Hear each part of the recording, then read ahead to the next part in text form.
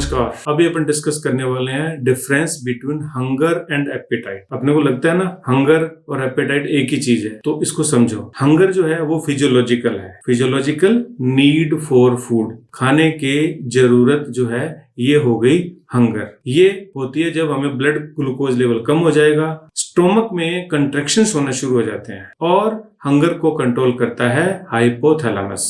ठीक है, ये हमें एपिगैस्ट्रियम में यानी कि स्टोमक में फील होती है एज ए वीकनेस और गिडीनेस के रूप में। ठीक है, ये सभी इंडिविजुअल्स में प्रेजेंट रहती है। ये सर्वाइवल मैकेनिज्म है। Hunger is a survival mechanism. अब बात करते हैं एपेटाइट की। भूख किसको कहते हैं? अब हंगर भी भूख है और एपेटाइट भी भूख है, लेकिन English is such a good language जहां एपेटाइट और हंगर डिफरेंट है। और हमें एज ए होम्योपैथिक डॉक्टर हमें ये जानना जरूरी है हंगर क्या है और एपेटाइट क्या है, कब हम हंगर यूज करेंगे, कब हम एपेटाइट वर्ड यूज करेंगे। तो एपेटाइट जो है ये साइकोलॉजिकल डिजायर टू ईट है। ये ट्रिगर होती है by sight of food, smell of food, taste of food and by emotions. ये हमारे मूड पे डिपेंड होती है, हमारे हैबिट्स और प्रेफरेंस भी इसको प्रभावित करती हैं। ये जो एपेटाइट है ना, ये हमें हंगर के बिना भी हो सकती है। एपेटाइट मे exist even without hunger.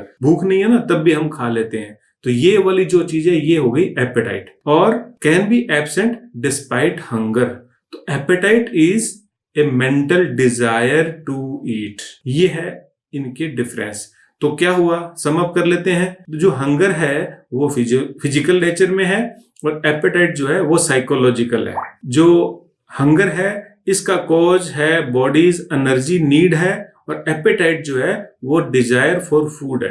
Hunger को कंट्रोल करता है हाइपोथैलेमस और एपेटाइट को कंट्रोल करता है mind and senses. Universally present है हंगर तो, लेकिन एपेटाइट जो है ना वो वेरी करती है। अब आप समझ गए होंगे कि ये जो डिफरेंस है इसका हमारे लिए कितना महत्व है। क्यों ये दोनों वर्ड्स को जानना जरूरी है? क्योंकि ये वर्ड्स हमें मेडिसिन जब सेलेक्ट करते हैं, रिपर्टराइज करते हैं, रूब्रिक्स को, पेशेंट की लैंग्वेज को जब हम कन्वर्ट करते हैं अपने मेडिसिन सिलेक्शन के लिए रूब्रिक्स के रूप में रिपर्टाइज करने के लिए, तब इनका यूज होता है। तो loss of appetite without normal hunger, ये इमोशनल फैक्टर हो गया। लॉस ऑफ हंगर है ये सिस्टेमिक इलनेस में और सीवियर डिजीजेस में हमें मिलता है। इंक्रीज एपेटाइट विदाउट हंगर जो है वो एंजाइटी, स्ट्रेस या हैबिचुअल भी हो सकता है, आदतन ऐसा होना संभव है। तो क्या हुआ, हंगर जो है ये भूख हुई, यानी कि नीड ऑफ बॉडी है, शरीर की जरूरत है।